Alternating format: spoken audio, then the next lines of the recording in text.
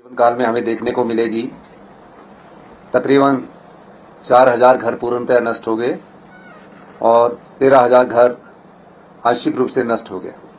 उन परिवारों को बसाने की जरूरत थी।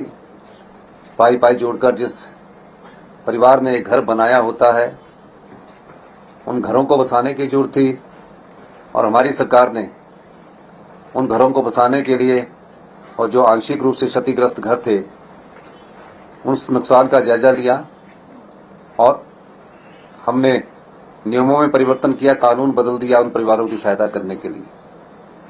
यही नहीं, जब हमारी सरकार बनी हमने उसमें कुछ गारंटियों का वादा किया था।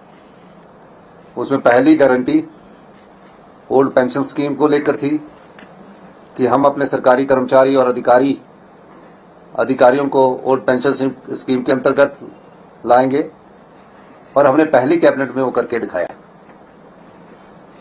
निश्चित रूप से ओल्ड पेंशन स्कीम के कारण हमारे पर कई प्रतिबंध लगे, लेकिन हम उन प्रतिबंधों से ना घबराकर हमने कहा हिमाचल प्रदेश के 1,36,000 सरकारी कर्मचारी जो है जिन्होंने हिमाचल में विकास की गाथा लिखी है, उन सभी को इस सरकारी पेंशन के रूप में सामाजिक सुरक्षा मिलनी चाहिए। ये हमारी पहली गारंटी को हमने पूरा करने का अपनी दृढ़ इच्छा शक्ति निभाई।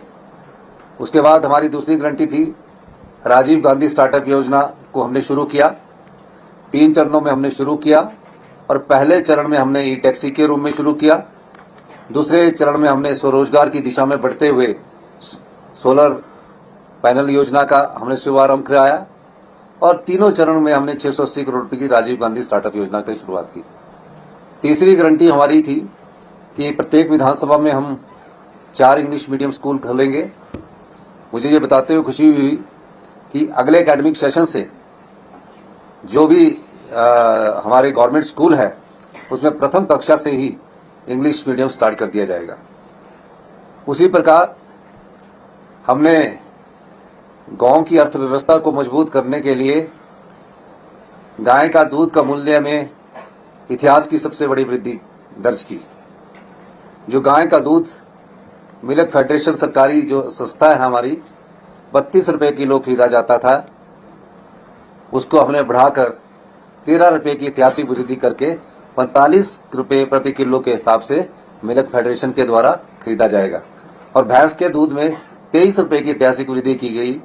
मिल्क फेडरेशन द्वारा जो 32 रुपए खरीदा जाता था उसमें 23 रुपए बढ़ाकर 55 रुपए किलो के हिसाब से भैंस का दूध खरीदा जाएगा।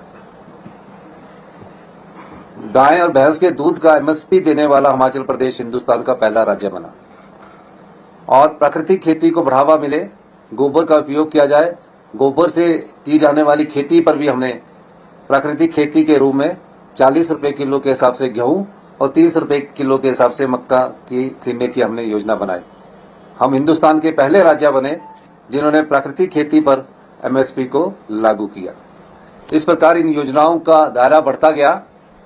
धीरे धीरे जब हमारा दूसरा बजट हमने प्रस्तुत किया, उस बजट में हमने ग्रामीण अर्थव्यवस्था को मजबूत करने की दिशा में कई महत्वपूर्ण कदम उठाए हैं, जिसमें मनरेगा की मजदूरों की दिहाड़ी प्रतिदिन 60 रुपए से बढ़ाकर 240 रुपए से बढ़ाकर 60 रुपए हमने उसमें बढ़ोतरी की, 300 रुपए कर दी गई।